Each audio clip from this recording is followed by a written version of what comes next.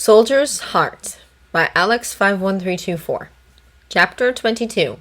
January 1917. 24th of December 1916. Barrow. Guess your medical panel's coming up. Some Rupert from that hospital you're working in asked Major Thwaite for a report on you. He asked me what to put in it, of course. Hope you haven't changed your mind about wanting home service. If you ask me, they're thinking about where they can use you. Didn't know which angle you'd want to come at it from, so I put in everything I can think of. Hope you're doing well. Happy Christmas and all that rot.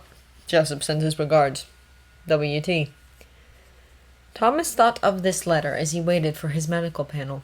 They'd got him in the first one of the new year. Whether that boded well or ill, Thomas wasn't sure.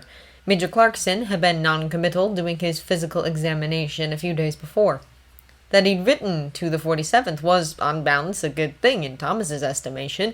It certainly suggested that O'Brien had succeeded in sowing doubts, through her ladyship or whatever other circuitous channel she may have come up with. But at least Major Clarkson hadn't swallowed her lies whole. With the wardmaster's hand in it, he could be confident of a good report. Still, it was quite a long wait for his turn. There were more than a few officers to be seen first, which gave Thomas plenty of time to worry. The wardmaster could be mistaken, it had been known to happen, and this evening could see Thomas tossed out of the army for good. He couldn't stand to think about what he'd do if that happened, so he instead spent the time planning out answers to every question they could possibly ask. About his experience at the 47th, about his wound, about his reasons for wanting home service, everything. It turned out to be so much wasted effort, although it did keep him from smoking himself sick while he waited. The panel, specifically, the colonel in the center chair, Major Clarkson, and an RAMC captain sat silently to either side, asked him precisely 3 questions. Corporal Barrow? Yes, sir. RAMC? Yes, sir. You still want home service? Yes, sir. All right, stand by for orders. Probably get him in the next week or so. Was that it? Yes, sir. Dismissed. Thomas had been in the room less than a minute. It wasn't at all clear why they needed him there at all. He had a celebratory pint. The hospital wasn't expecting him on duty, and he didn't need to watch his sixpences quite so closely now he knew he'd be getting paid again soon. And got the bus back to Downton. It was mid-afternoon, and only Anna and Bates were in the servants' hall. O'Brien had been making herself scarce lately. Thomas cherished a secret fantasy that it was because someone had told her off for spreading lies about him. How'd it go? Anna asked. Home service, Thomas answered. Oh, good. That is what you wanted, wasn't it? Thomas nodded. Will you be staying at the hospital here? She asked. Don't know yet. I'll get my orders later. By post, I guess. He wouldn't mind if he was, he decided. He was doing well at the hospital, and things had gotten better at the house since Lieutenant Crawley and Sister Crawley had cleared up the matter of whether or not he was any good at his job. He'd be billeted in the village, of course, but perhaps he'd drop by once in a while to see Anna and the rest of them. He had to answer the same round of questions at least a dozen more times. First as everyone trickled into the servants' hall for tea, and then again when, for lack of anything better to do, he went down to the hospital afterwards. About the only one who didn't ask was Sister Crawley. Thomas wondered if that was because she already knew, but restrained himself from asking. Nurse Crawley, on the other hand, had more to say on the subject than anyone else, and her questions were more difficult to dodge. He managed a few times by pleading urgent, if so appointed, duties elsewhere, but when they started the walk back up to the house after doing the patients' suppers, there was no escape. They ought to keep you here, she said, picking up the thread from one of their earlier conversations on the subject. You know more than all the other orderlies, and they listen to you. They don't always, to Cousin Isabel. She says they don't like answering to a woman. That wasn't surprising. Besides, rubs all my comrades. The other hoary joke was that RAMC stood for Run Away, Matron's Coming! Men rejected as physically unfit for overseas service might feel the insult especially keenly.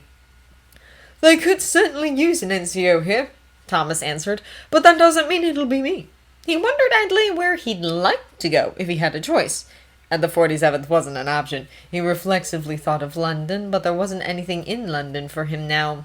He'd been out on day passes a couple of times when he was at the Royal Orthopedic, and he hadn't even bothered going near the Criterion. I don't suppose, Nurse Crawley said, it would be a good idea to ask Mamma to put a word in. At least she was asking. I shouldn't think so. If Major Clarkson wants to keep me on, he'll already be working on it. And if he didn't, Thomas might as well go somewhere else. That's what I thought, she said quickly. And thank goodness for that, Mr. Carson said when Miss Hughes told him Thomas's news. He's been hanging about here long enough. I wish you wouldn't be unkind, she told him. Anna had told her that Thomas had let on that he felt unwelcome here, a fact that Miss Hughes was quite willing to lay at Miss O'Brien's feet, but Mr. Carson was not entirely blameless in the matter either. Here's my nose seeing it. This is the outcome he prefers, Mr. Carson pointed out fairly enough. Unfortunately, he didn't leave it at that. I must say I don't believe he's the sort of person who belongs in this house, but I bear him no ill will, and if he's found his niche elsewhere, I wish him all the best. Elsewhere being the operative word, no doubt, Miss Hughes said tartly. Goodness knew she was fond of Mr. Carson, but she could do without his grudge against Thomas. It hadn't bothered her as much back when Thomas had been causing more than his share of trouble, though she'd understood even then that it wasn't anything Thomas did that was at the root of Mr. Carson's dislike. But he'd already begun to settle down a bit before the war, and since he'd come back, he'd been downright pleasant. At least when he wasn't being needled by Miss O'Brien, which would try the patience of a saint. And they may very well keep him at the hospital here, she added. Mr. Carson glowered at her. Surely they'll lodge him in the village with the rest of the hospital staff. The others are all billeted in local houses, she pointed out. This is a local house. I don't see why we wouldn't do our part. The skeptical expression Mr. Carson turned on her was not, she had to admit, entirely undeserved. It was generally understood that the Abbey's contribution to village projects would be of a different kind than that lent by ordinary households, organizing concerts to benefit the hospital, for example, rather than billeting the soldiers and nurses who worked there. Besides that, she added, it's certainly convenient to have him here, since her ladyship doesn't like Lady Sybil walking to and from the village on her own after dark. I'm not certain that walking with Toppers is much of an improvement, Mr. Carson grumbled. Miss Hughes was tempted to ask if he thought it would be better for Mr. Branson to take her every evening, but the longer that situation escaped his notice, the better. Instead, she said, It seems quite a good solution to me. Granted, Lady Sybil had taken a bit of a shine to Thomas when he'd first come to the house. Thankfully, that matter also escaped both Mr. Carson's notice and Thomas's. But Miss Hughes thought she was over that, and even if not, no harm could come of it. Unlike the matter with Mr. Branson. Over the next few days, Thomas continued reporting in at the hospital as usual. He was on days at the moment, and no one said anything about the possibility that he'd be leaving soon. Not even Sister Crawley when they were working out the duty roster for the following week, and it would have been relevant. As a result, it wasn't a tremendous surprise when Major Clarkson called him into his office one afternoon and informed him that he'd been posted to the Downton Village Hospital. Your formal orders should be along in the next day or two, but I didn't see any reason to make you wait for them. Yes, sir. Orange and I have been wondering. I didn't want to say anything until I knew it would work out. It doesn't do to get ahead of the War Office. Of course, sir. Major Clarkson went on to detail Thomas's duties in his new post, which were mostly what he'd been doing for 2 months. He would now officially be in charge of the other orderlies, but since it had never seemed to quite occur to any of them that he wasn't already, it didn't seem likely to make much of a change. He also explained that Thomas would report officially on Monday, though as they had a convoy coming tomorrow, he was relieved to hear that Thomas planned to keep working as usual. It wasn't as though Thomas had anything else he'd rather be doing with the last few days of his leave. About the only important thing he didn't mention was billeting arrangements. Since it was surely the first thing any of them would ask when he got back up to the house, Thomas felt he had best bring it up, although he'd rather not have, as it seemed dangerously close to admitting that the problem of keeping a roof over his head had been weighing on him. Yes, sir, he said when Major Clarkson asked him if he had any questions. Who do I see about a billet? Oh, he said, Sister Crawley is the billeting officer. But won't you just stay on at the Abbey? I don't like to impose, sir. Suit yourself, he said, and dismissed Thomas. Sister Crawley, when he tracked her down, said almost the same thing. Do you mean you aren't going to stay at the Abbey? I haven't asked, ma'am. And he wasn't going to. What was the point of being in the army if not that sorting out where he was going to sleep was somebody else's problem? Now everything's official again, or will be on Monday. It seemed best to go through channels. Yes, of course, she said. I'll speak to them. It wasn't until they'd parted ways, and Thomas was putting some patients outside for a bit of winter sunshine, the day being mild, that it occurred to him that the them Sister Crawley meant she'd speak to was, quite probably, Lord and Lady Grantham. Maybe not. She could have meant a billeting committee or something like that. God knew the village folk enjoyed their committees. But it wasn't at all hard to imagine billeting Officer Crawley trotting up to the Abbey and informing her ladyship of where to sign for a couple of shillings a week, or whatever it was, that the army would pay to put him up. Thomas halfway wanted to warn her off doing it, and have to find some way of being a fly on the wall when she did. "Got my orders," Thomas said to Anna as they sat down to dinner. "Did you?" she asked, trying to guess whether he was pleased or not by them. She couldn't really tell. He'd always been hard to read, but since coming back from the war, he was even more closed off. In some ways, at any rate. Miss Hughes had confided to her that Thomas had admitted he was sorry for having raised a fuss over Mr. Bates's lameness all those years ago. He had still not seen fit to say anything of the kind to Mr. Bates directly, but it was hard to imagine the old Thomas ever thinking such a thing, much less saying it to anyone. "I'll be staying at the hospital here," he went on, "taking charge of the orderlies." "Good," she said. "They're lucky to have you." Thomas tilted his head to one side in acknowledgement. At least he didn't say, "Yes, they are." "What's that?"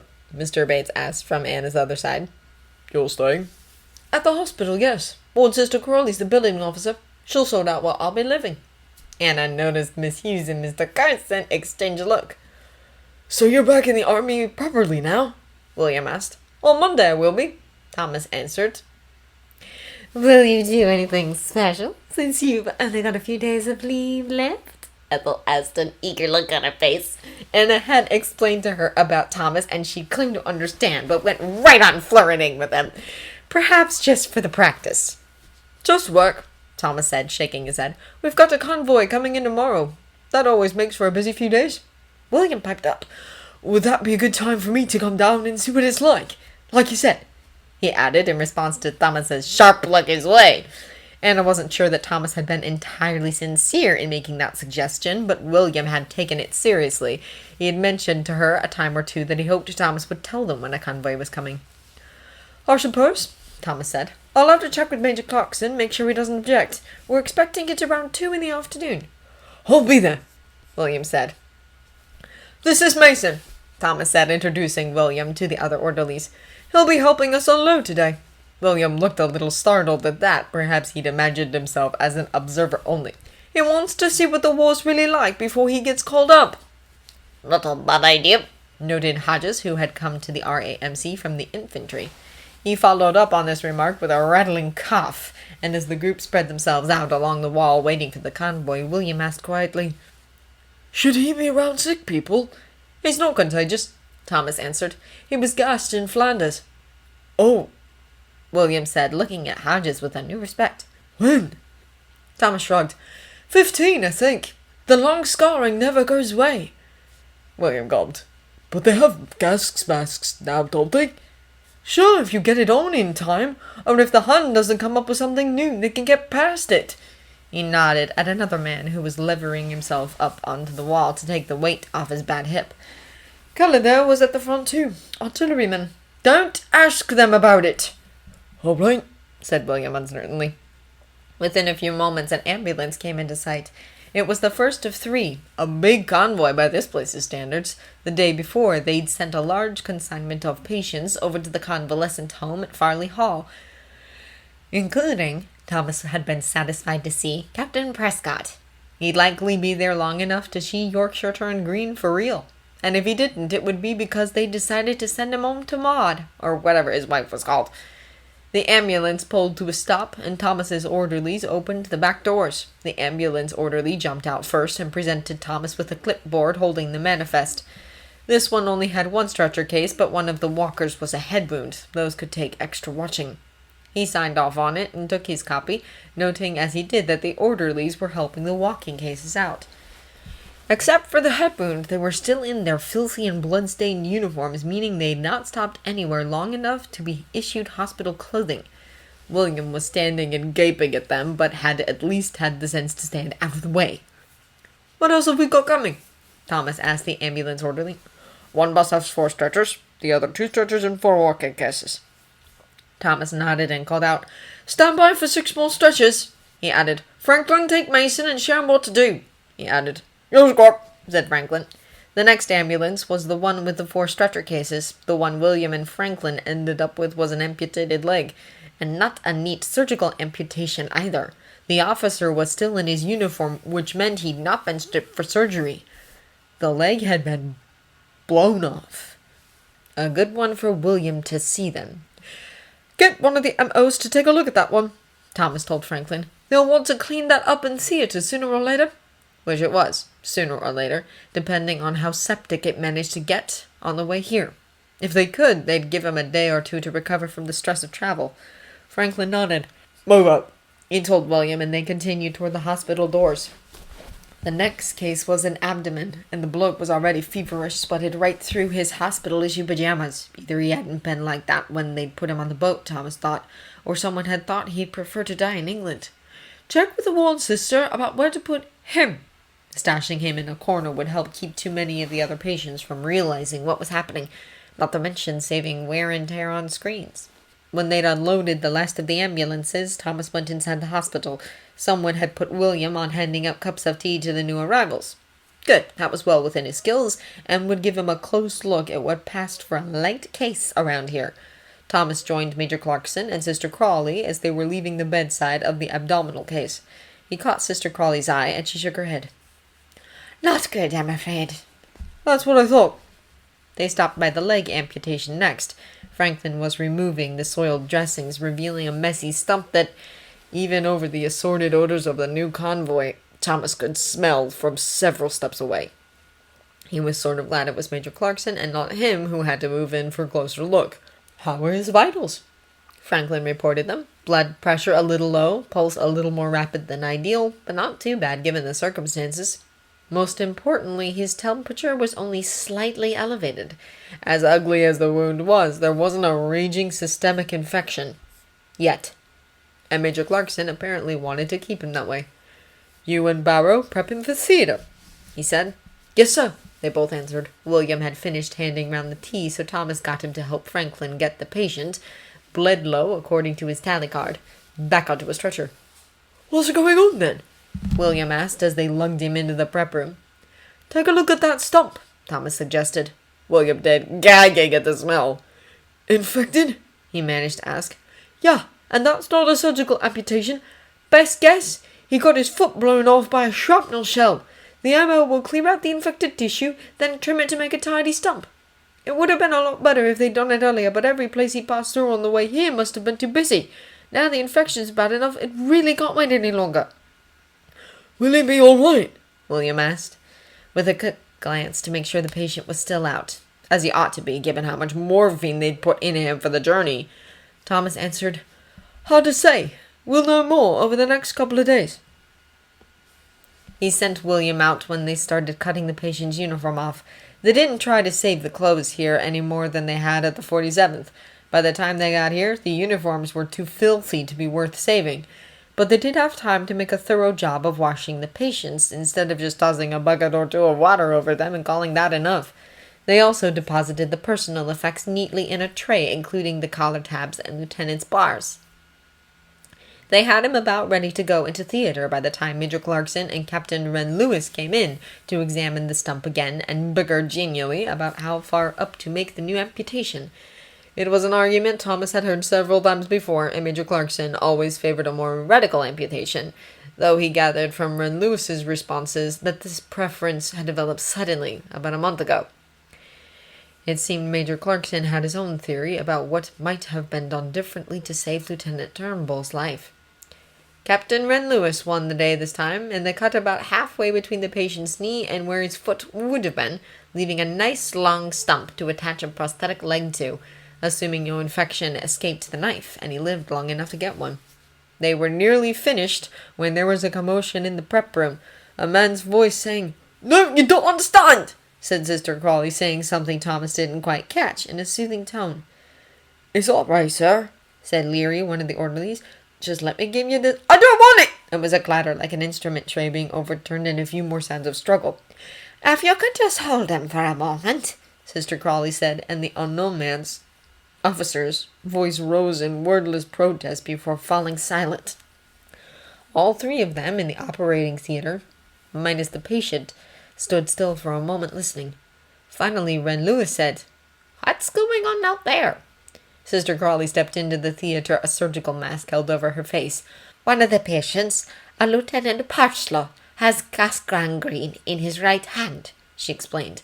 "I knew you'd want to operate on him next, but unfortunately he was not cooperative. We've administered half a grain of morphine, and now Private Leary is getting on with the surgical preparation."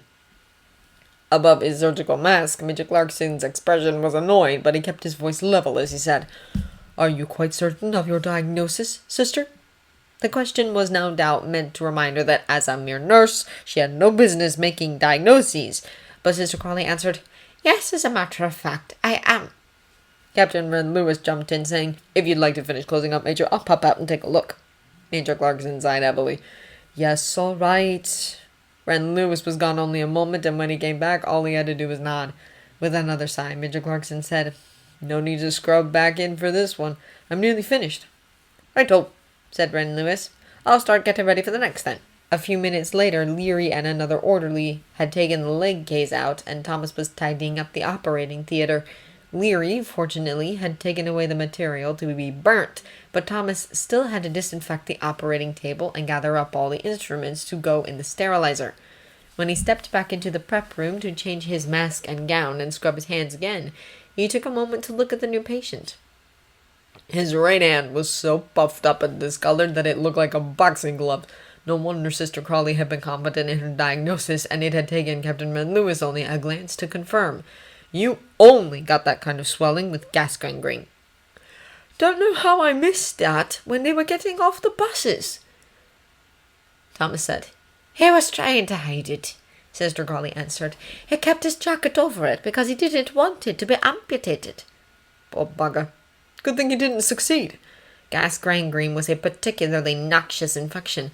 The rot it caused began deep inside the muscle, giving off gases that inflated the affected body part.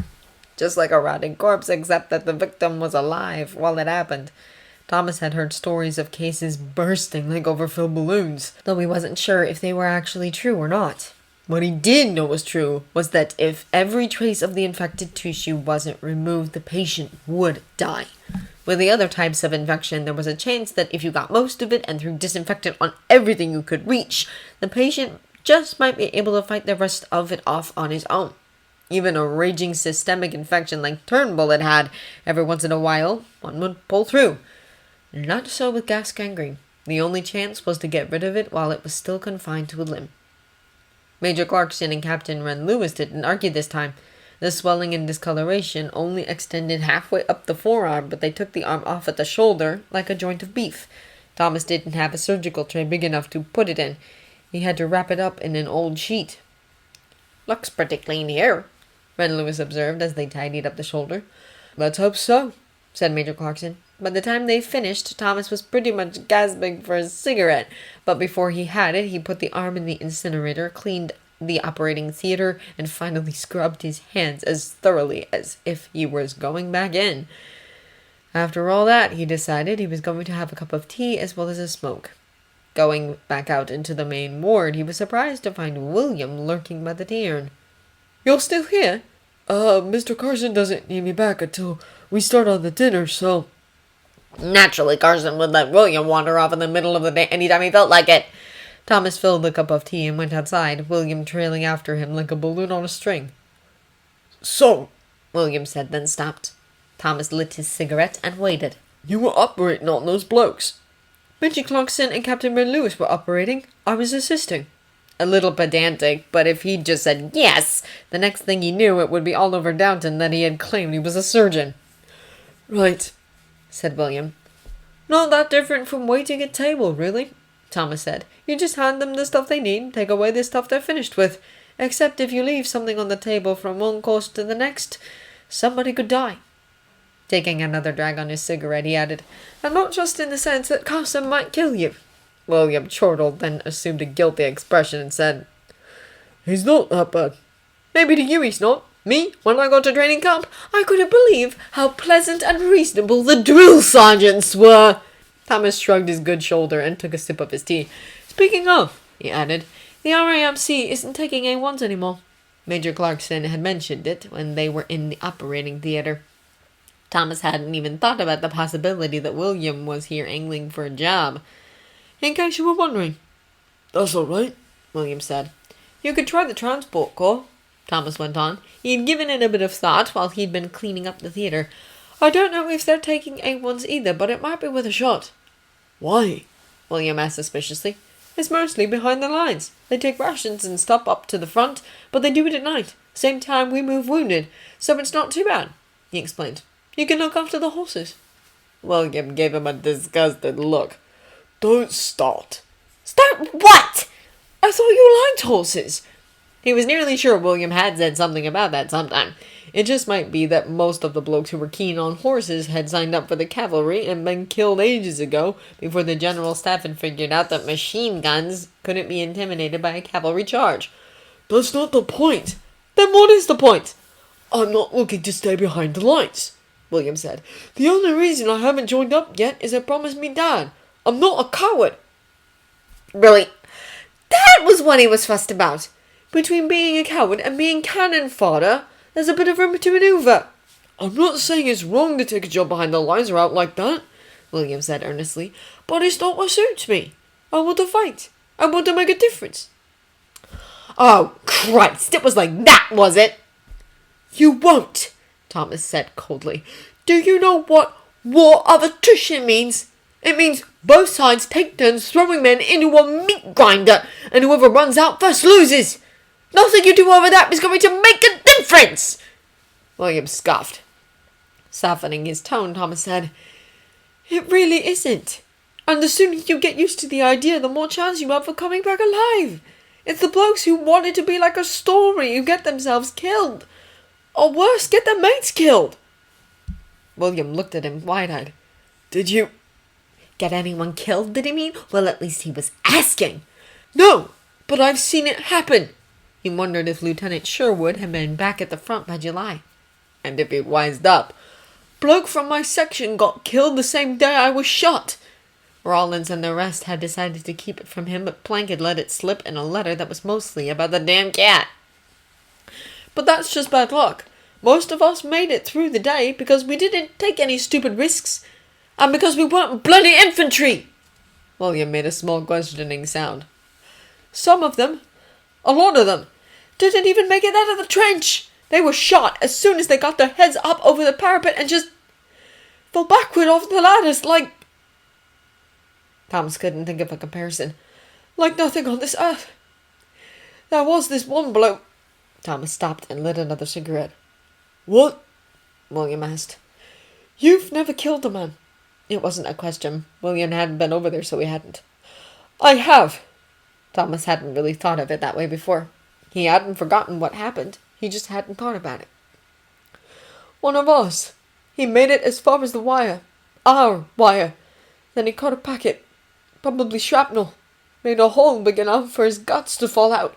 He started crawling back to the trench, but his guts were caught on the wire. Got to the parapet, and then he hit the end of the leash. Thomas gestured like someone pulling on a rope and coming up short. No idea how he kept moving through all that, but he was alive. So I injected him with enough morphine to stop an elephant, and once he was dead, we cut him loose and moved him out of the way. Looking green around the gills, William said, It had to have been a mercy to the poor soul. Sure, Thomas said, drawing on his cigarette. Now what else to do?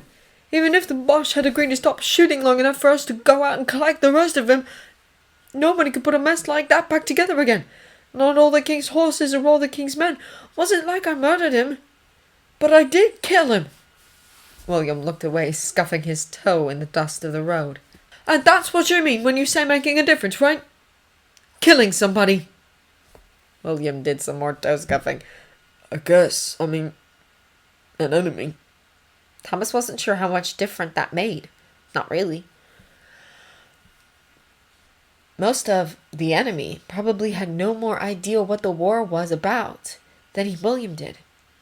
Then again, what did he care? William was nothing to him, just a bloke he used to work with. Suit yourself, he said. It's probably too late anyway for you to get anything other than infantry. You'll be called up any day. Just in time for the spring offensives. I know I will, William blustered. The poor bastard. You're awfully quiet, Anna said to William. He was in the servants' hall waiting for Mr. Carson to tell him it was time to start getting the dining room ready for dinner. How was it? Fine, he said. It was fine. In fact, there'd been several times it was all he could do not to be sick. When the ambulances were first opened up and the smell came out, when he saw that poor gentleman's leg, what was left of it, when he'd taken a look behind the screens just as Miss Crawley was taking the bandages off of the man who'd been shot in the stomach. When Thomas told that awful, awful story about the other man who'd been shot in the stomach, it couldn't possibly be true. Could it? Did Thomas ever tell you? He began, then stopped. Not even Thomas would tell a woman a story like that. Tell me what? He couldn't ask Anna if Thomas had ever told her about the time he killed a man either. About the day he was shot. Not really, she answered. He says he doesn't remember much. They kept giving him morphine. I mean, before he was shot. No, Anna said. Why did he tell you? A bit. William wished he hadn't brought it up. I just wondered if it can have been as bad as he said. He shook his head. They were probably just trying to scare me. That was something Thomas would do. Anna hesitated. Finally, she said, "Maybe." But she didn't sound like she believed it. William changed the subject. Did he tell you he helps them operate on people down there? He mentioned something about it, Anna said, seeming as relieved as he was to be discussing something else. I didn't know if he did it regularly. He did some today. 2, amputations. William hadn't been too far away when Miss Crawley and an RAMC man had frog-marched the second one in. He caught a glimpse of the bloke's hand, purple-black with fingers like blood puddings. Anna nodded encouragingly, but William didn't want to think about the amputations anymore. He really seems to know what he's doing. In the hospital, I mean. Of course he does, Anna said a little sharply. I know, William said. He'd been there when Miss Crawley and Mr. Matthews said so. I just mean, he's like a proper soldier. William had really thought about it, but he supposed he'd been expecting that Thomas went down there every day and just sort of hung about, waiting to be told to do some minor chore or other. Sort of like William had done today. I mean, He continued. he's sort of in charge. It wasn't surprising that Thomas would act like he was in charge. He did that here too. But in the hospital, everyone else acted like he was too. Even after he'd left the room. Franklin, the bloke who'd been showing him around, the bloke Thomas had assigned to show him around, had gone right up to Dr. Clarkson after they'd put their patient on a bed and said, "Corporal Barrow says you should have a look at this one." And Dr. Clarkson had done it. "Mrs. Crawley, my lord," Carson announced, showing her into the drawing room. Ah, Robert said, standing up. "I'm afraid Lady Grantham is out." He hoped she hadn't invited Cousin Isabel to tea or something and forgotten. It wasn't like her, but she did seem to have so many engagements these days. Although if Cora had asked her to tea, she was too late for it, and for dinner she was both too early and not dressed. That's quite all right, she said, clutching her handbag in front of her.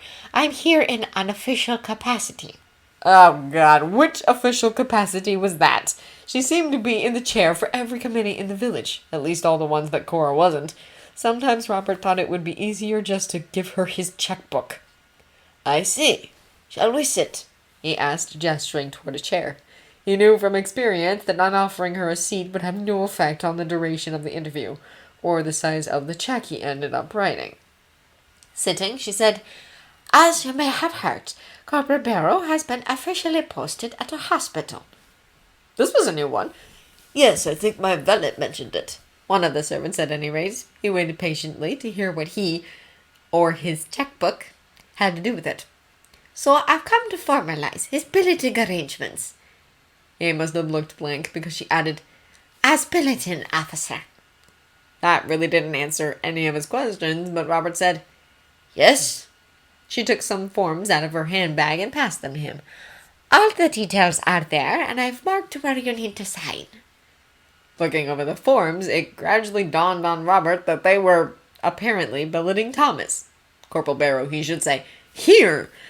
It did make a certain kind of sense, especially with Sybil going back and forth between the house and the village at all hours, but it did seem the sort of thing they might have made a pretense of asking him about before it was decided. Speaking of formalities. On the other hand, at least it wasn't costing him anything. In fact, they'd be making a few shillings a week off of the proposition, except that Cora or Sybil or whoever would doubtless have already pledged them as a donation to the hospital. He signed where Cousin Isabel had marked and handed the forms back. She glanced at them, giving a satisfied nod, and tucked them back in her handbag. All right, then. She stood up. I shan't trouble you any further. Robert sincerely doubted that. She always found something to trouble him about, but stood up and wished her a good day. Thank you, Private Franklin, Sybil said when the house came into sight. I can make it from here. Good night, nurse, he said, dodging his cap. Good night, she replied. She had actually left a little early, not wanting to keep Private Franklin from his dinner just to walk her home, and when Carson let her in the front door, Mamma was coming down the stairway. Sybil, you're just in time to change, she said. She had been afraid of that. Yes, Mamma.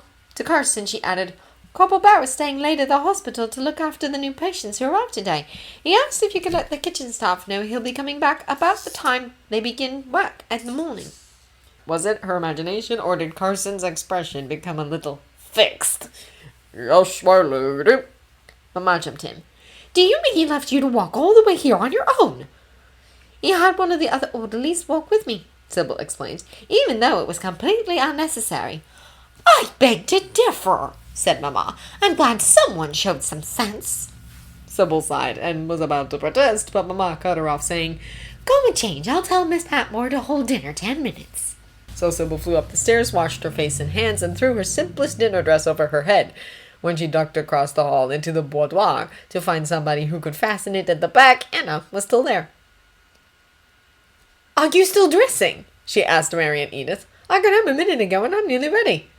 Some of us like to make an effort, said Edith tartly. Some of us need to, Mary shot back. Meanwhile, Anna had done up her dress. Would you like me to do something else with your hair, my lady? No, thank you, Sybil said. It was only the family tonight. The simple knot she wore under her nurse's cap, which Anna had taught her, would do. Mary dabbed on a little perfume and they all went down. When they entered the library, Papa was saying, Well, if you didn't, I don't know who did. Then they both turned and looked at her. Good evening, she said. What is it you think I've done? Mamma and Papa glanced at each other, and finally Papa said, We're wondering how Cousin Isabel got the impression we'd agreed to billet Thomas here. I don't know why we wouldn't, Sybil said, particularly given the fuss Mamma had just made about him not walking home with her. But we didn't discuss it, she added, shaking her head in response to the tray of sherry Carson was holding. Carson withdrew, and Mamma said, Well, someone must have. Don't look at me, said Edith. I don't think I've spoken to Cousin Isabel since she and Cousin Matthew were here. Perhaps she spoke with Miss Hughes, Mary suggested. Carson, over by the drinks trolley, made a sound which caused everyone to look at him. I beg your pardon, my lord, my ladies, but Miss Hughes would not have presumed to answer such a suggestion without consulting your ladyship. Well then, it's a mystery, said Mary. I don't see why it's a problem, Sybil said. We could billet the entire hospital staff and barely notice. That isn't the point, said Papa. Miss Hughes could see right away that Mr. Carson was in a temper when it came down from serving the upstairs dinner and brusquely informed Miss Patmore that they'd eat in a quarter of an hour. He immediately retired to his pantry and she joined him there. Whatever is the matter with you?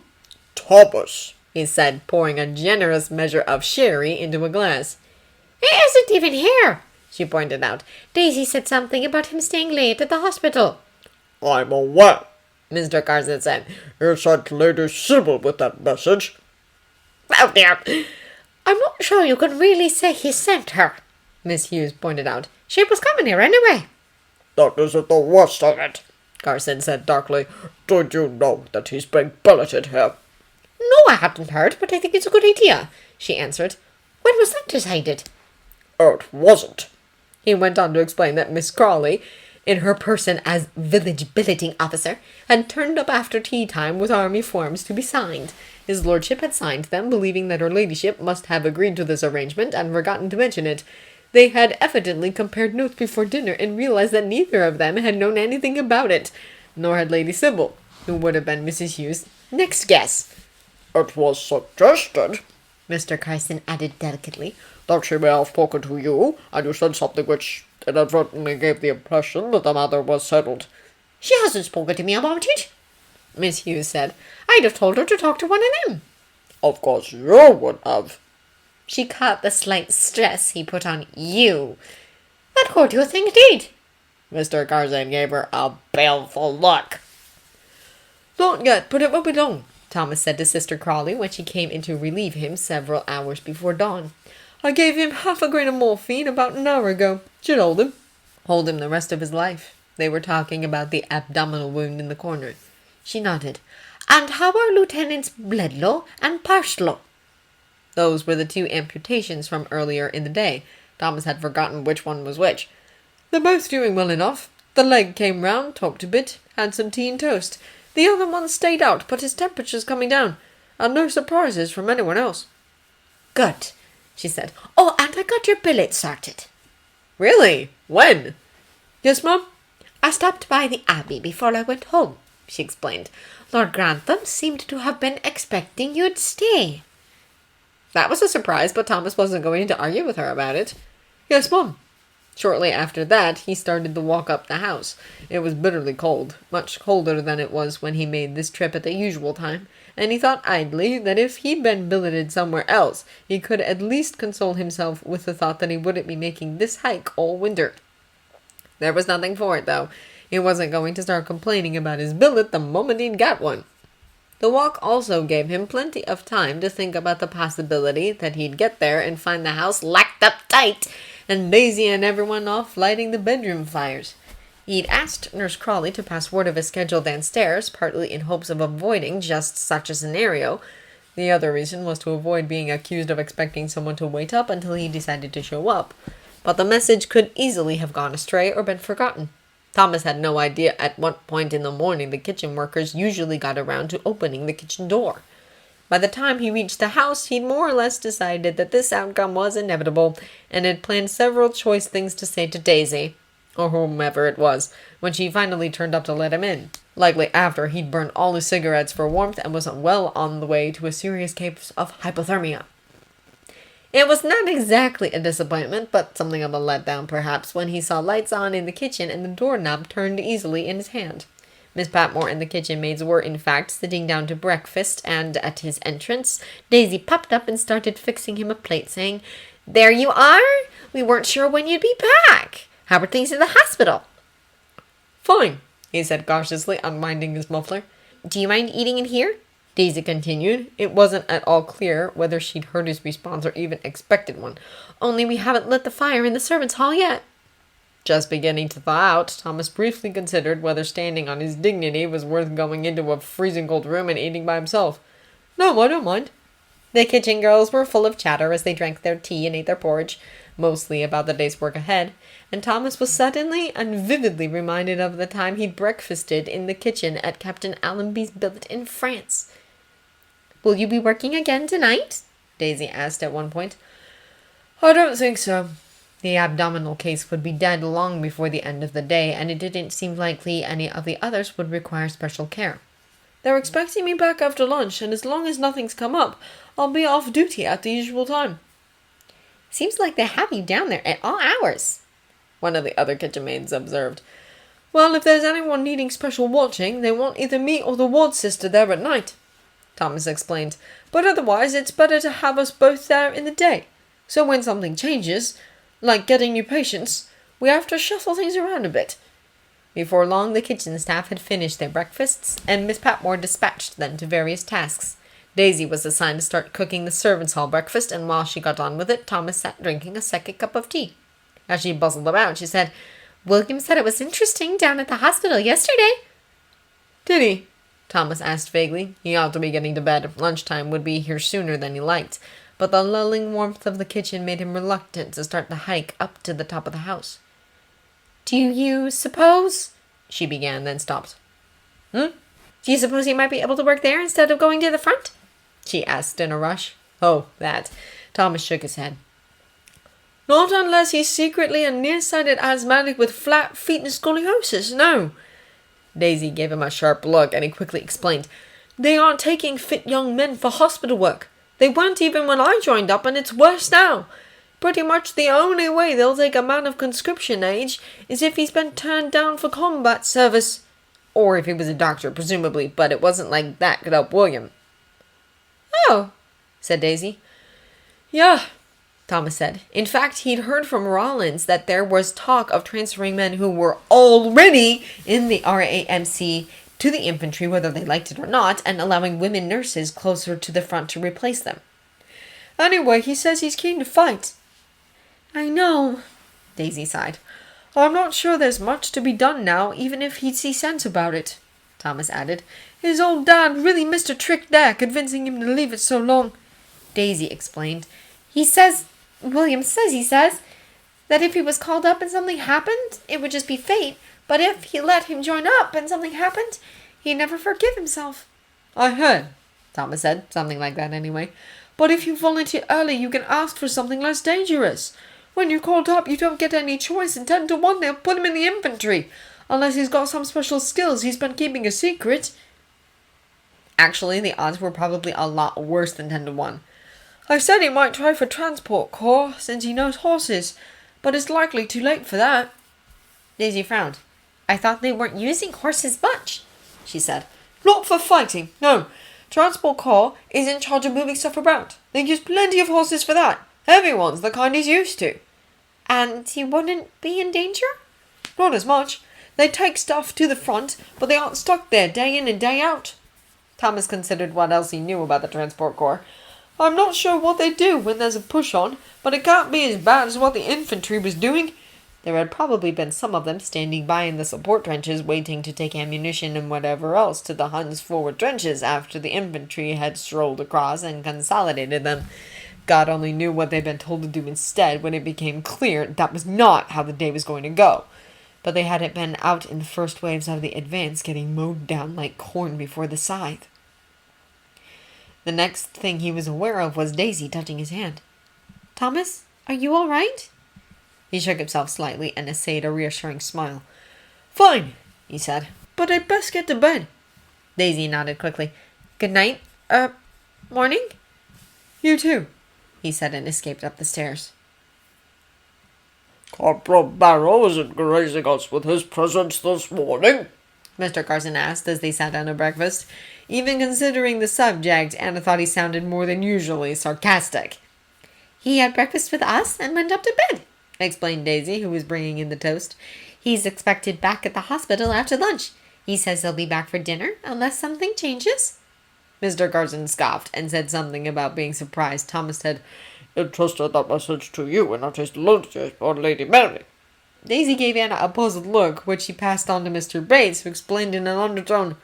"Apparently he asked Lady Sybil to tell Mr. Carson he wouldn't be back last night." "Oh!"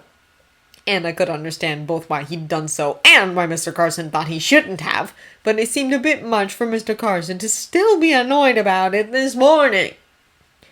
Miss Hughes said, "Perhaps we ought to give him the spare key, since he comes and goes at all hours." "Oh, is he staying?" Ethel asked. "Apparently," Mr. Carson rumbled. though no one is entirely sure why. Anna glanced at Mr. Bates, but he gave a small shake of his head. He didn't know what Mr. Carson was on about either. The talk turned to other subjects, and Anna's curiosity was still unsatisfied when Thomas came down to lunch a few hours later, neat in his uniform but noticeably bleary-eyed. "Are you all right?" she asked him as he slipped into the seat next to hers. "Didn't sleep well," he said, reaching for the cold meat. "I'll be all right once I get going, but I hope they don't need me tonight." For his sake, Anna hoped not too. He did perk up a little as the meal went on, enough to notice Mr. Carson looking daggers at him from the head of the table. "I guess he's heard about my billet," Thomas observed glumly. Anna nodded and hesitated. "He's also not pleased you sent Lady Sybil with the message about being late." Thomas sighed.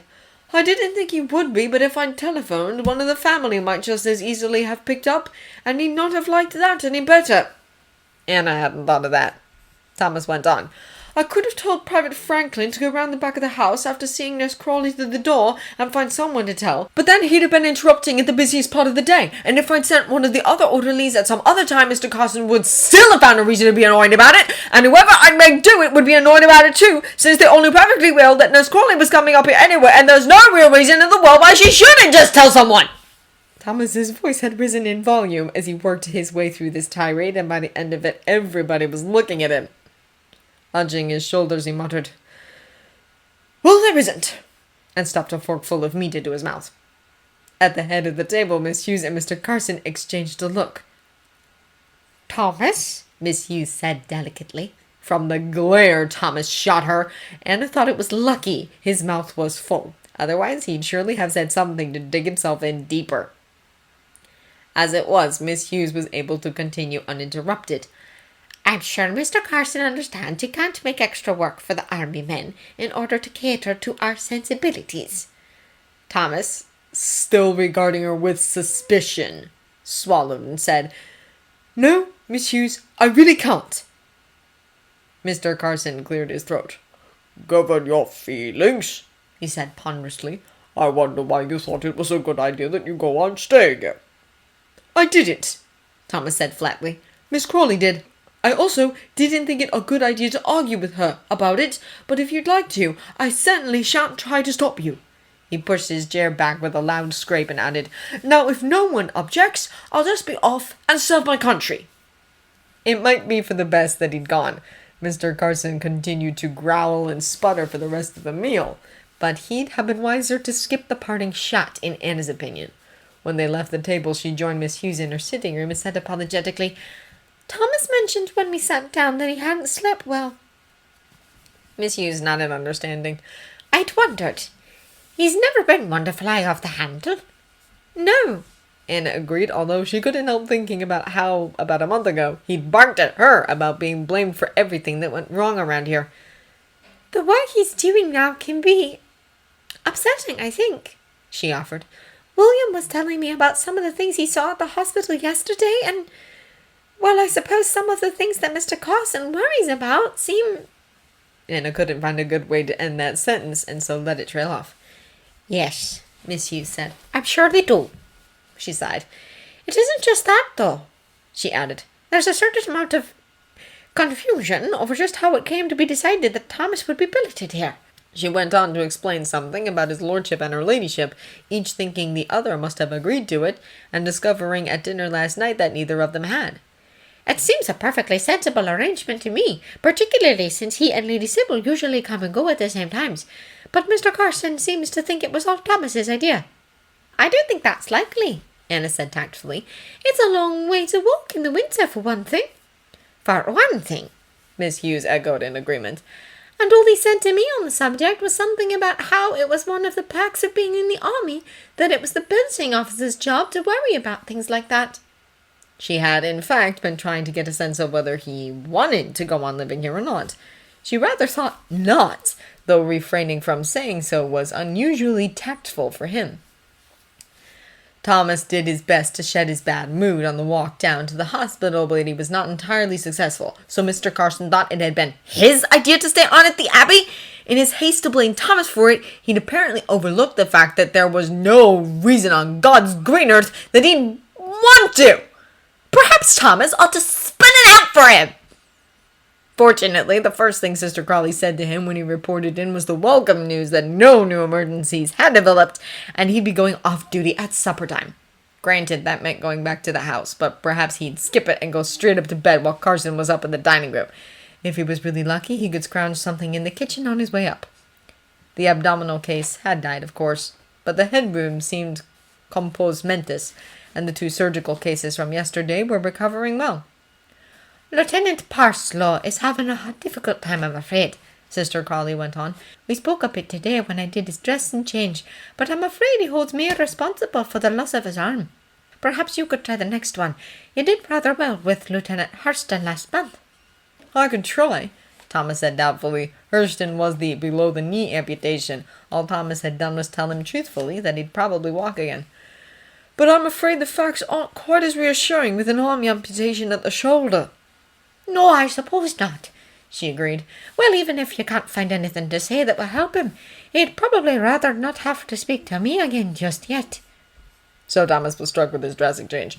It came right after tea, which the lieutenant refused Nurse Wibbly's help in drinking, and consequently slopped down his front. He was not in a terribly good mood when Thomas turned up with a dressing tray and a clean pajama shirt to put on him after. What did you want? He asked, glaring at Thomas. Change your dressing, sir, Thomas said. Lieutenant Barnslow turned his head the other way. I don't want it changed. Medical officer's orders, sir. I can fetch him if you'd like to discuss it. Parslow seemed more apathetic than oppositional, and as Thomas had expected, he realized that submitting to having his dressing changed took less effort than arguing with a superior officer and still having it changed. Oh, just get it over with. When Thomas cut away the old dressing, the incision showed very little swelling or redness, and nothing oozing. This looks like it's coming along all right. Lieutenant Parslow looked down at it with undisguised loathing. Does it? No signs of infection, I mean, sir. Supposed to be happy about that, am I?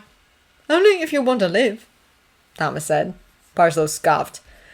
And if you don't, you can always kill yourself later, Thomas added practically. That's not exactly funny, Parslow said. It's not exactly a joke, sir, Thomas answered. If we let it get infected and then you make up your mind life's worth living with one arm, you might not have any choice in the matter. Looking after it's the best way to keep your options open. Parslow absorbed this news and said gloomily, such as they were. He laughed bitterly. Guess what I did before the war? Go on, guess. While he was swabbing the wound with antiseptic, Thomas thought about what profession would be the worst for losing one's arm. His first thought was surgeon, but Parslow wasn't RAMC. Finally, he settled on concert pianist. Parslow gave him a startled look. Violin, actually. That was just as bad. In fact, Thomas couldn't think of a musical instrument that could be played one-handed, except maybe the kazoo. That's quite a blow. That's what I was trying to tell the nurse when she knocked me out, Parslow went on. My life's over now anyway. I was better off taking my chances. Begging your pardon, sir, but there weren't any chances to take. If that arm didn't come off, you'd be dead, Thomas said bluntly. The nurse said that, but you can't be sure, Parslow objected. My grandfather was a farmer. He's full of stories about beasts pulling through after the veterinarians swore they were done for. They didn't have gas gangrene. Maybe Thomas should have gotten one of the MOs over here after all to explain it. I'm sorry, sir, but there really wasn't any other way. He began applying the new dressing. Did you ever see a corpse that had been out in the sun for a few days? Parslow scoffed. It wasn't. True, it wasn't the sort of thing you really had to ask if you knew someone had been at the front. So you know how they swell up? Parslow nodded. That's what was happening to your hand. It was dead and rotting, and the only way to stop it killing the rest of you was to cut it off. Parslow was silent for a long moment, his only sign of life obediently raising his only arm so that Thomas could wrap some gauze around his chest to secure the dressing on his shoulder.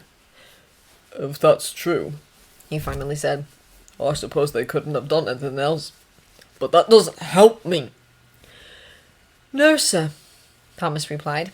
Able to think of nothing better, he said lamely, perhaps you'll think of something. Parslow refused the offer of a cigarette or cup of tea, so after that, there was nothing to do but dispose of the soiled bandages and deposit the instruments for sterilizing. He met the two nurses Crawley at the tea urn. As he fixed himself a cup, Sister Crawley asked, Any luck? Not much, he said. I think he understands we didn't have any choice, but he's still pretty despondent. The doctors might have managed to leave him a stump, Sister Crawley said, but I don't suppose he needs to know that. Would it matter? Thomas answered. He was a violinist. Can't do that with a hook.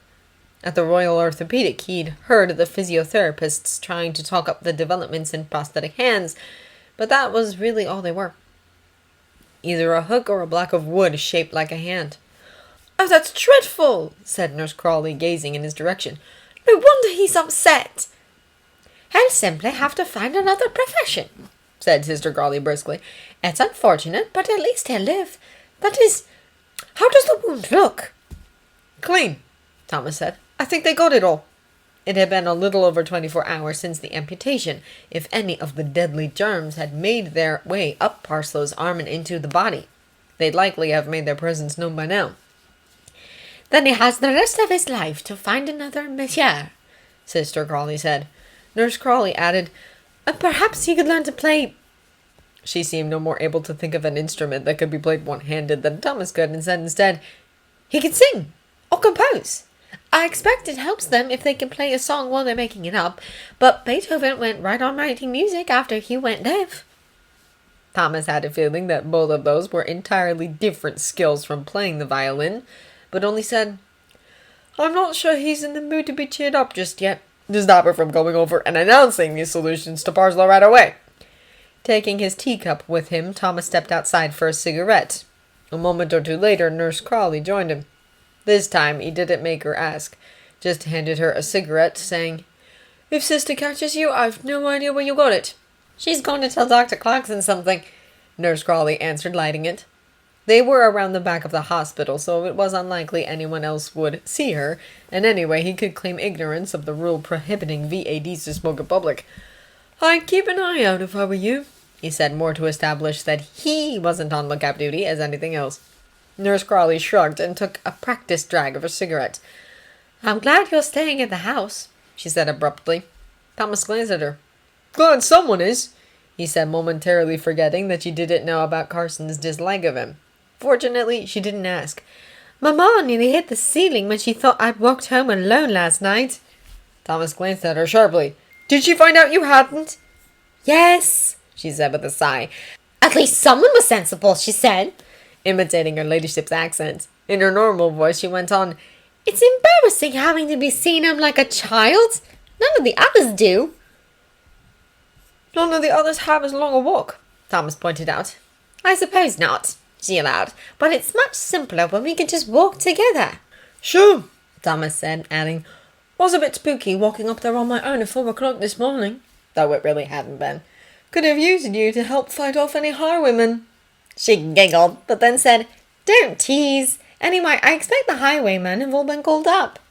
Could be a crippled man turned to a life of crime, Thomas pointed out. That was my plan if the army didn't take me back. That wasn't true either, although now he's thought about it. I'm not sure how effective a crippled highwayman can be, Nurse Crawley said. True, I probably could have fought him off on my own. Unless you had an accomplice, Nurse Crawley suggested. Perhaps it is best if we walk together. You can hold the highwaymen at bay while I run for more help. Good idea, Thomas said.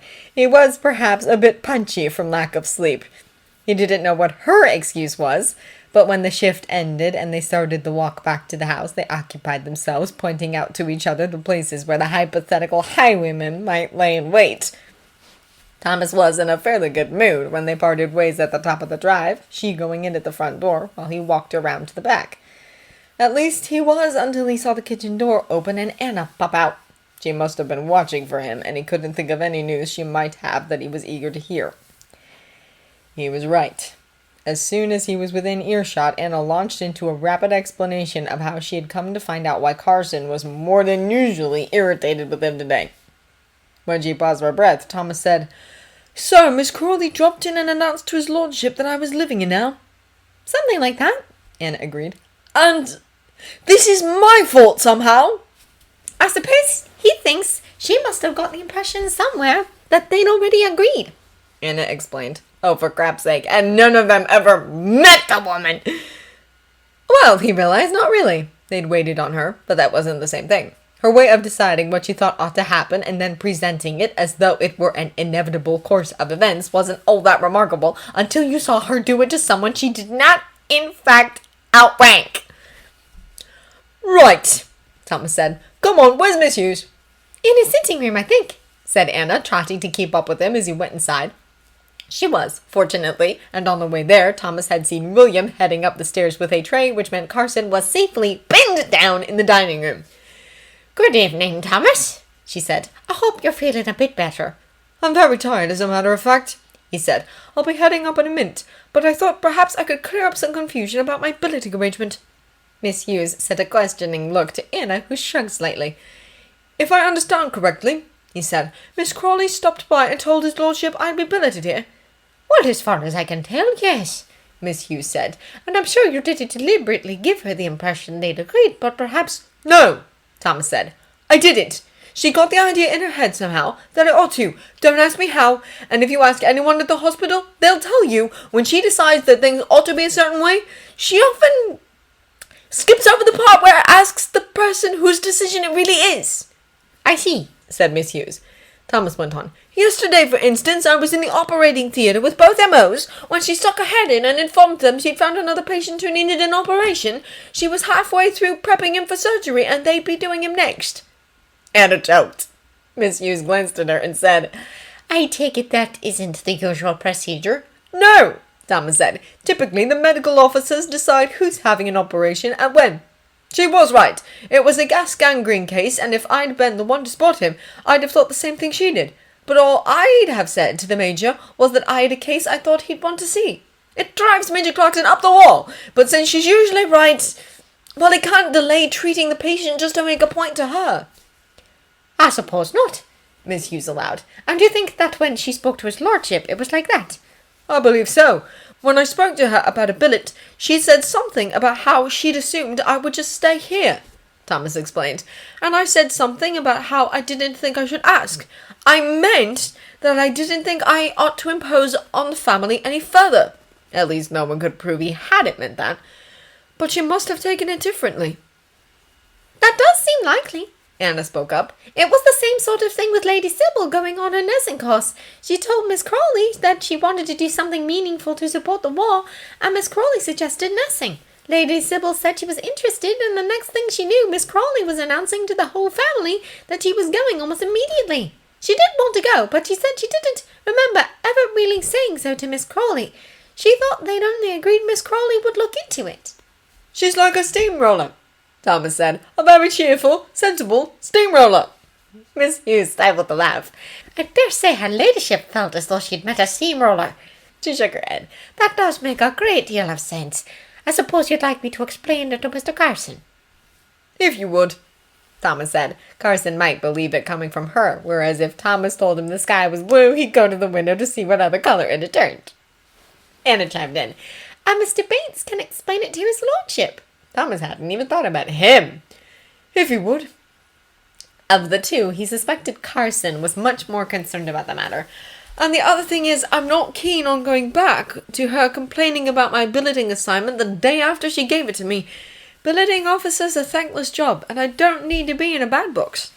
Sister Crawley didn't seem to have noticed yet that Major Clarkson preferred dealing with Thomas over her, because Thomas knew the Major was in charge and acted accordingly, but she was bound to catch on sooner or later. Naturally, said Miss Hughes. So if Mr. Clarkson or his lordship or her ladyship doesn't want to confront her about it, the best thing might be to give it a few weeks, and then I'll come up with something about it not being convenient to have me coming and going at all hours, or having me near to the hospital in case of emergencies or something. Miss Hughes and Anna exchanged a look. That does seem sensible, Miss Hughes said, if they feel it's best for you to move out. Of course they would. Why would they be making such a fuss about it otherwise? Except for the highwaymen, of course. Sure, he said, too weary to hash that out at the moment. Can I go to bed now? Of course, said Miss Hughes. But don't you want any supper? Not enough to stay up 2 hours and then be interrogated, no, Thomas said baldly. The two women exchanged a look, and Anna said, Why don't I bring you a tray in a bit, after I've done Lady Sybil's? She added quickly, deciding it was Miss Hughes's job to point out what a shocking and improper suggestion that was. He said, If you want, good night, and swept out. As Anna had thought, Daisy didn't mind fixing a tray for Thomas. It turned out that the stew for their dinner wasn't quite ready yet, but by the time Anna got back from taking Lady Sybil's tray up to her, the soup tureen had come down from the upstairs dinner, and of course they hadn't finished it all. They never did. So Daisy had put some of that on a tray with bread and cheese and a few other things. Carrying it out into the passage, Anna encountered Miss Hughes, who said, Is that Thomas's? At Anna's nod, she went on, It isn't quite right for you to take it to a man's bedroom, but I suppose as it's Thomas. That was what Anna had thought. I didn't want to ask Mr. Bates to do it. His leg bothered him more in the cold weather. No, Miss Hughes agreed. Just this once, and don't dilly-dally. Anna decided not to mention that she'd already braved the forbidden territory of the men's corridor, and had been a little disappointed to see that it looked exactly like the women's. This venture proved a little more embarrassing than the last, as she reached the top of the stairs just as Thomas was emerging from the bathroom in his dressing gown. And she couldn't help but notice, no other visible clothing. Seeing her, he tightened the belt and said, "Bloody hell, what a bloke!"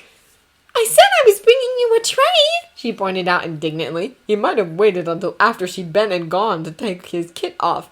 "I assumed you'd come to your senses," he said, grabbing the tray out of her hands. "Or somebody would, or Miss Patmore wouldn't fix one. Something." "I asked Daisy," she said. "Anyway, we wouldn't she?" Thomas gave her one of his doleful looks. "Miss Patmore doesn't mind you," she said. Honestly, she didn't know why he assumed everyone disliked him. Especially since, back when they actually had, he'd never seemed to notice. "It's really only Miss O'Brien and Mr. Carson who don't like you." Thomas drew his head back and raised an eyebrow. "Why? Who else do you think dislikes you?" He shook his head. "No one in particular. I didn't realize we were admitting it now. That Carson dislikes me." "Well, I don't think you're one of his favorite people," Anna hedged. "I'd noticed," Thomas said grimly. He looked away. "I'm not sure if it's gotten worse since I've been back, or if it's just that I'm not used to it anymore." Anna didn't think Mr. Carson criticized Thomas nearly as much as he had before Thomas had left for the war, but then he also had fewer opportunities to do it and far less justification since at the moment Thomas wasn't working under him. "I'm not sure either," she admitted. "You haven't done anything for him to be upset about." "I don't have to do anything," Thomas snapped. He shook his head. "Sorry, I'm just tired of it. And since I'm not living here on charity anymore, I don't see why I should have to put up with it." Living here on charity? Was that what Thomas thought he'd been doing these last 2 months? Thomas! He shook his head again. "This is going to get cold," he said, lifting the tray slightly. "I'll bring it down in the morning, all right? Good night." He turned to go, and she really couldn't follow him, half-dressed, into his bedroom. "Good night." When Anna returned downstairs, Mr. Bates asked where she had been, and she explained about taking the tray up. "I could have taken it," he objected. She knew he didn't like to be reminded of his legs, so she said, "It's all right. We had a bit of a talk. I think he's having a hard time." Giving a sidelong look to Miss O'Brien at the other end of the table, he lowered his voice and said, "Is he still bothered about Mr. Carson?" After briefly considering the possible responses, Anna said simply, "Yes." Mr. Bates nodded. "It's funny what he said today. I never thought he put much effort into not antagonizing Mr. Carson." "I'm not sure he thinks there's much point," she answered. "He may be right," Mr. Bates allowed. "It's no wonder he wanted to go on working at the hospital," she continued. "They respect him there. William noticed it." He hadn't said it in quite so many words, but that was what he'd meant. "In that case, I really do wonder why he didn't get himself billeted in the village," Mr. Bates said. "It wasn't his doing," Anna said, and explained what Thomas had said about Mrs. Crawley. "I expect she was thinking about him being able to see Lady Sybil safely there and back. It does seem the obvious solution." Mr. Bates sighed. "And I suppose you want me to explain all this to his lordship?" "Yes," she said. "He's worried they all think he's trying to push in." "Now that he isn't, you mean?" Mr. Bates asked, and I gave him a reproachful look. As Bates was taking Robert out of his evening coat, he said, "I don't know if you're still wondering about it, my lord, but Thomas has shed some light on the matter of his billet." In fact, it had nearly slipped Robert's mind, until Cora had brought it up just before dinner. Robert suspected O'Brien's hand in that. "It hasn't precisely been preying on me, but what did you find out?" "It seems that Miss Crawley, who, as we all know now, is the hospital's billeting officer, assumed that Thomas would be staying on here. He was reluctant to correct her assumption and said only that he didn't think he should ask." That was a surprising bit of delicacy on Thomas's part, though perhaps what Bates meant was that he'd wanted someone else to do the asking. "I see." "He's also observed at the hospital that when Miss Crawley feels strongly about a certain course of action, she has something of a habit of presenting it as though there were no decision to be made." That wasn't the least bit surprising, though Robert suspected Thomas had put it a good deal less tactfully. Mentally reviewing Cousin Isabel's visit, he couldn't recall her ever actually saying that anyone from the house had agreed to her plan. She had simply, as Bates said, behaved as if they had. I see, he repeated. I don't particularly mind if he stays here, but I can't say I like having the decision made for us. Yes, my lord. According to Anna, Thomas is rather anxious to have it understood that he wasn't trying to push it. Bates sounded as skeptical about that as Robert felt. Robert raised an eyebrow, and Bates sighed and said, Most of the women downstairs seem to have arrived at the impression that he's too sensitive for this wicked world. Really? Thomas! Golly! It's a little hard to swallow, but he does seem different since he's been back from the war. Before Robert could ask how he was different, Bates continued. At any rate, he also said that if you'd like to be short of him, he'd rather wait a few weeks and make up some excuse. He's worried it'll make things difficult at the hospital, telling Miss Crawley she got it wrong. That made sense, but was also surprisingly tactful for Thomas. I don't know if there's any need. Has it been disruptive at all downstairs having him here? It was awfully convenient having him walk with Sybil, particularly since it got dark so early at this time of year. I wouldn't say so, my lord. Surprisingly enough, Mr. Carson grumbles a bit about him coming and going at odd hours, but that's all to do with when they need him at the hospital, and nothing he can help. Good, said Robert. Well, I'll see how her ladyship feels about it. After a few remarks about his clothes for the next day, he bid Bates good night and went into the bedroom where Cora was already getting into bed. "There you are," she said. "I was beginning to wonder if you'd gotten lost." Bates has been investigating the mystery of Thomas and the billeting officer, Robert explained. He repeated what Bates had told him. "I can believe it," Cora said. "She's impossible on committees unless she's in the chair. It's a wonder Dr. Clarkson can stand it." Robert knew when a noise of vague husbandly agreement was called for and made one. "It's too bad I wasn't here when she came. I wouldn't have fallen for it," she went on. "Now we have to discuss whether to make a fuss or not." Thomas had an idea if we want to change things without making a fuss, Robert said and explained it. Though it seems to be working out well enough having him here. Cora nodded. "If we sent him away, we'd have to send a car for Sybil every evening, at least until spring," she said. "And I'm not sure I want her spending that much time alone with Branson." It took a moment's thought for Robert to get an idea of why not. Is he handsome as well? "And entirely too familiar," Cora said. "At least with Thomas, we know nothing's going to happen." She settled down under the covers. Robert climbed in beside her. "So we've decided now that we'll let him stay." He didn't want another misunderstanding if someone ambushed him with a question on the subject. "I think so, but I'll speak to Miss Hughes about it tomorrow, in case she can think of any reason why we shouldn't." Bates said it hasn't been a problem, Robert noted. "O'Brien hinted otherwise," Cora said with a sigh, and Robert was glad to hear a note of healthy skepticism in her voice. "Miss Hughes will know. Get the light, dear." Robert switched it off. After that, things happened, and Robert forgot all about Thomas. "Thomas, my lady," Miss Hughes said. "Why, no, he hasn't been any trouble." She didn't have to think very hard to guess where Lady Grantham might have gotten the idea that he had. Mr. Carson, at least, confined his distaste for Thomas to downstairs. "He's been a lamb since he's been back. If you could have heard how distressed he was, to think that the family might hold him responsible for the misunderstanding about him staying on here." In fact, her ladyship likely wouldn't have noticed he was distressed at all, but she didn't know Thomas like they did. "You can assure him that we don't blame him at all," their ladyship said. "And it wasn't him staying that we objected to. It was that the decision seemed to have been made without consulting us." "Of course, my lady," Miss Hughes said. "You didn't like to contradict Miss Crawley, you understand." "I do," she said. "But has it been disruptive at all? I know they have him coming and going from the hospital at odd hours, and poor Miss Patmore already has to deal with Lady Sybil needing special arrangements for her meals." Was that what Miss O'Brien was accusing him of now, making extra work for Miss Patmore? As though Miss O'Brien had ever cared a fig for the kitchen staff.